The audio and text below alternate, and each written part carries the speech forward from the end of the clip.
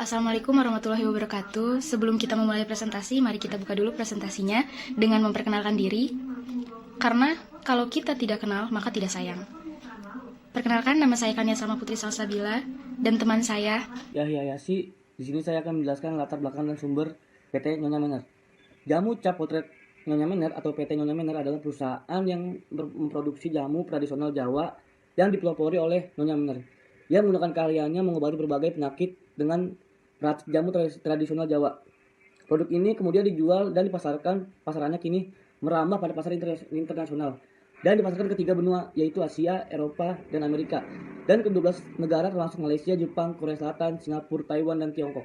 Perusahaannya sendiri kemudian berubah nama menjadi PT Nyonya Menner pada tanggal 4 Agustus 2017. Perusahaan ini resmi mengakhiri operasinya seiring dengan putusan Pengadilan Negeri Semarang yang menyatakan bahwa PT Nyonya Menner pailit dikarenakan tidak mampu membayar hutang sebesar 252 miliar. Sebagian asetnya termasuk Taman Jamu Indonesia di Kabupaten Semarang kini telah diambil alih oleh Sido Muncul. Selanjutnya, sejarah PT Nyonya Menner. Ibu Menner atau Lau Ping Nio merupakan anak ketiga dari 5 bersaudara. Ia menikah dengan Ong Biang Wang, pria asal Surabaya, dan kemudian pindah ke Semarang pada masa pendudukan Belanda tahun 1900-an. Pada masa penuh keprihatinan dan sulit itu, suaminya sakit keras dan berbagai upaya penyembuhannya sia-sia. Ibu Menner mencoba meramu jamu Jawa yang diajarkan orang tuanya dan suaminya sembuh. Sejak saat itu, Ibu Menner lebih giat lagi meramu Jawa untuk menolong keluarga, tetangga, kerabat, maupun masyarakat sekitar yang membutuhkan. Ia mencantumkan nama dan potretnya pada kemasan jamu yang ia buat dengan maksud membina hubungan yang lebih akrab dengan masyarakat yang lebih luas. Berbekal perabotan dapur biasa, usaha keluarga ini terus memperluas penjualan ke kota-kota sekitar. Pada tahun 1916, atas dorongan keluarga, berdirilah Jamu Cap Potret Nyonya Menner, yang kemudian menjadi cikal bakal satu industri jamu terbesar di Indonesia.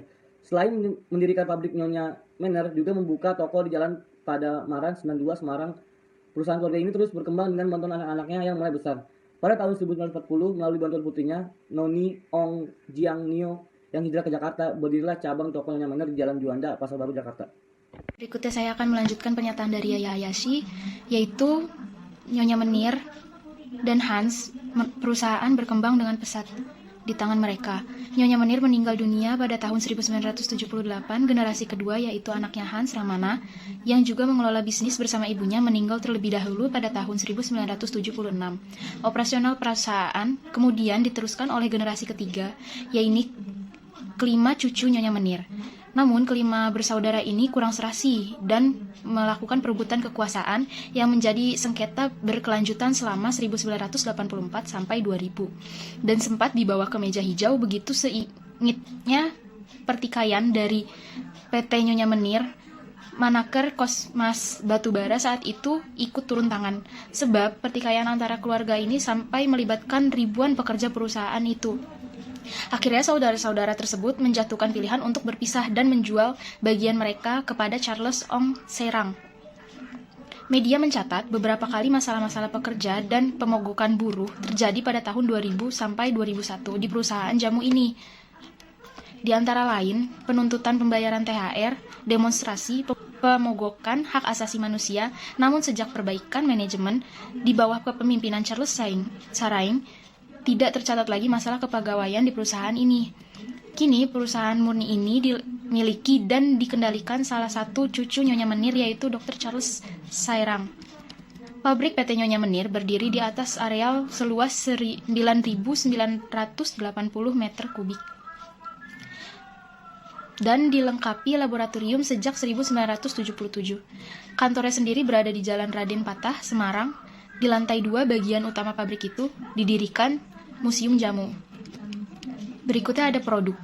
Produknya pada tahun 2000, Nyonya Menir membuat terobosan dengan mengeluarkan produk fitofarmaka bermerek Reumenir untuk mengobati penyakit rematik.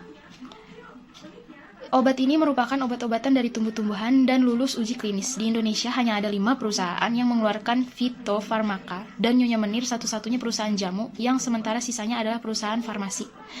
Reumenir adalah jawaban Charles menanggapi dunia kedokteran terhadap khasiat jamu. Biaya untuk riset hingga menghasilkan produk menghabiskan 3 miliar rupiah dan memakan waktu 8 tahun.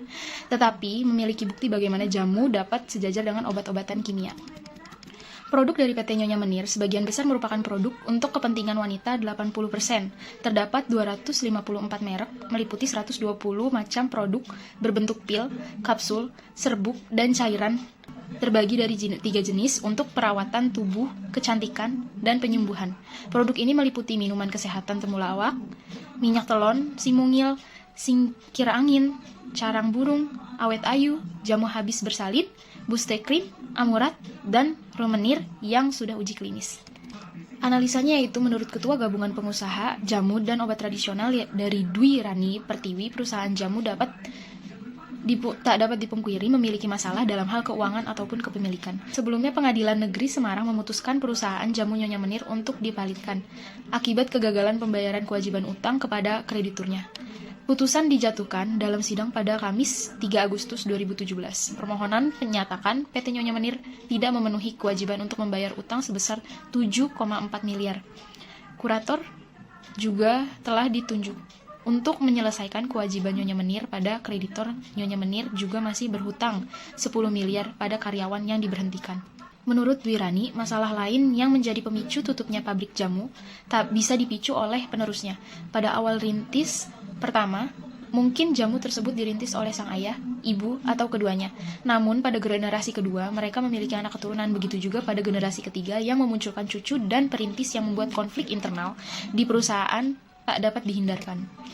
Dampaknya yaitu Nyonya Menir diyakini tak mempengaruhi ekstensi dan kinerja industri jamu di Indonesia. Kondisi yang dialami Nyonya Menir adalah sebagian kecil dari ekstensi jamu Indonesia saat ini. Dampak tidak dapat mempengaruhi semangat dan kinerja perusahaan jamu. Menurut Gabungan Perusahaan Jamu Dwi Rani Pertiwi Zarman melalui pesan pendek di Jakarta, Senin 7 Agustus 2017. Kesimpulan dari bangkrutnya PT Nyonya Menir menurut kelompok kami yaitu karena adanya konflik di antar keluarga yang tidak dapat mengurus PT Nyonya Menir ini secara maksimal dan terjadi konflik secara internal juga, sehingga konflik tersebut tidak dapat dipecahkan secara clear, dan kebangkrutan itu juga membuat perusahaan Nyonya Menir tidak dapat memenuhi kewajiban untuk membayar utang sebesar 7,4 miliar karena perebutan warisan tadi, sehingga perusahaan tersebut menjual bagiannya secara masing-masing karena konflik yang terjadi. Seperti di awal, saya akan menutup dengan menyenangkan. Apabila ada perasaan harap diungkapkan, mohon maaf apabila ada salah kata dari kelompok kami. Wassalamualaikum warahmatullahi wabarakatuh.